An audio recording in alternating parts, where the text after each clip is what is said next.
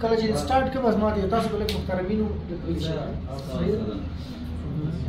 بسم الله الرحمن الرحیم نن راځو مونږه د بدن سیستمونو بحث کوو البته یو لس تر 12 سیستمونه چې مونږ وایو دی خلاص فقط نوم اخلمه او لږ توضیحات پکې ورکوم نور بیا هر سیستم لپاره یو جدا فصل لرو چې هر سیستم جدا فصل وایو او ټول توضیحات پکې وایو اول راځو N1 لیکو چې N1 په نوم د بودي سیستم نه بودي سیستمز یا د بدن سیستمونه البته زمون بدن چې دا د 11 نه تر 12 سیستمونه نه جوړ دي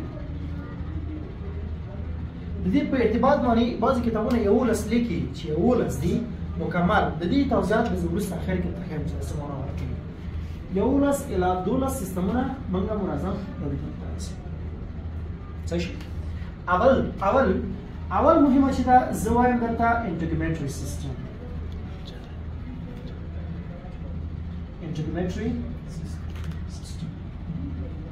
یا سیستم پوششی ورته وایي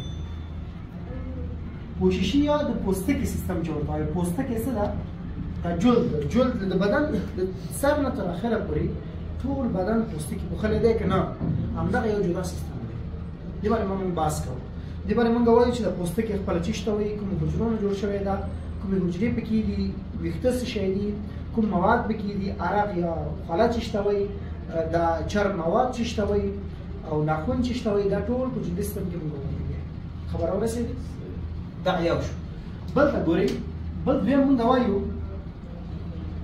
cardiovascular system یا ورته وایي سیستم قلبي و ویالي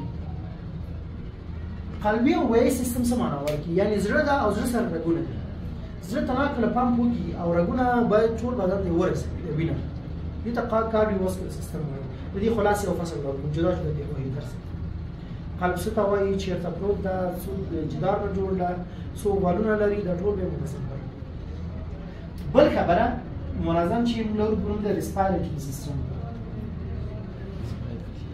ریسپایریټري دې ته وایي تنفسي سیستم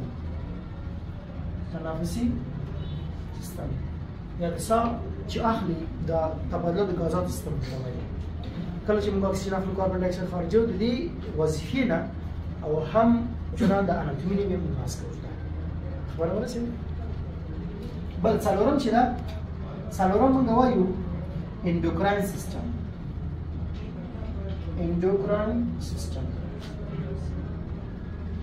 یا غدوي سیستم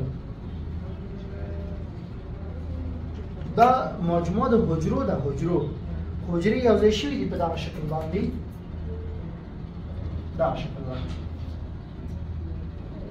په دغه شکل باندې حجرې یو ځای شوي دي او یو غدې جوړ کړي ده دې غدې کار دغه ده چې دا مواد جوړوي او د بدن نه داسې وباسي بېرته په دوه شکله دي یا خپله وینې ته وباسي یا د بدن نه بیرون وباسي دا حجرې خپله دا کوي دې ته انډوکراین سیستم دا یو جدا سیستم دی بل چې دا پنځم چې دا ایمیونټي سیستم ده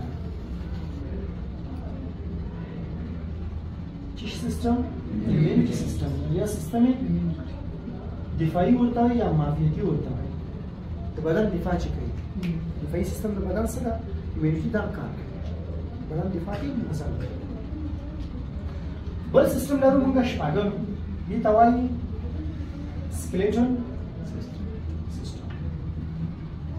یا سکلیټي سیستم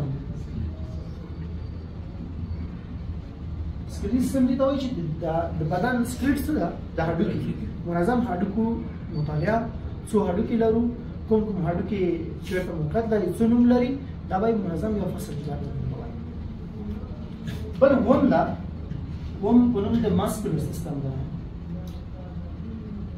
ماسکولر سیستم یا سیستم عضلي ورته وایي د غوښې سیستم غوښه عادي زبان کې د غوښې ویلې ده هر ځای کې چې هډوکي وي د هغې د پاسه یو غوښه راغلې ده یو عضله راغلې عضلي سیستم ورته وایي دا عضله په هیڅ کېږي چې دا سکلټ حرکت وکړي، دا هډوکي حرکت دا څه شو.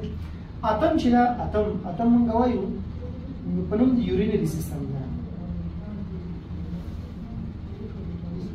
چې سیستم یا سیستمي بولي ورته وایي یا کلیوي ورته وایي، د ګردو سیستم ده.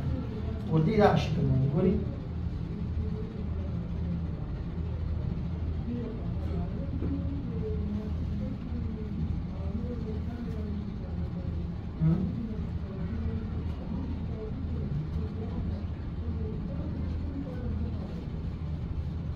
دا کلیوي سیستم د ګردو نه شروع حالبین پکې مثانه او به هیلې دا منظم سیستم چې مخکې یو فصل جدا بیا فصل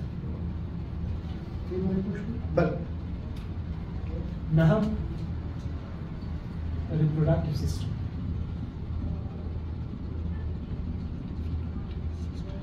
reproductive system یا سیستم تناسلي سیستم دا د دوه برخې دي.